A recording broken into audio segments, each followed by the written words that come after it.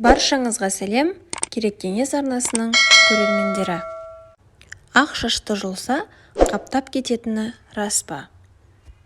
Басымыздан ақ шаш көрсек болды, тіксініп қалатынымыз бар. Ақ шаш ешкімге ұнамайды. Сосын одан барынша құтылуға тырысамыз.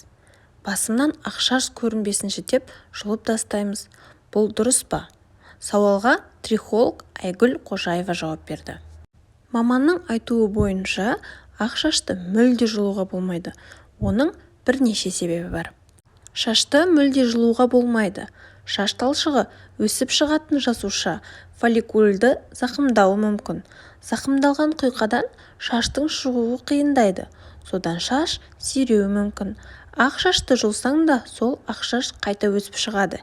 Құйқаның зақымдалған жеріне инфекция түсіп кетуі ғажап емес, дейді трихолог. Маманның айтуынша, ақ шашты жұлса ол қаптап кетеді деген шындыққа жанаспайды. Әр шаштың өзінің өсіп шығар талшығы бар. Шаштың өзі емес, ағаруы осы талшықтан, жасушадан басталады. Сондықтан шашты жұлғанымен оның орнына бәрібір сол шаш өсіп шығады. Оның тарап кетуі мүмкін емес. Шаштың ағаруы бұл ағзада болатын үлкен процесс. Бұл шашты жұлғаннан қаптап кетпейді деп түсіндіреді маман.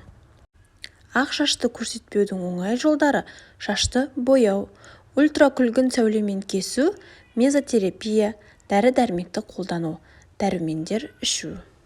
Достар, мендегі ақпарат осы. Видео ұнаса каналға тіркеліп, лайк басып, комментарий жазуды ұмытпаңыздар.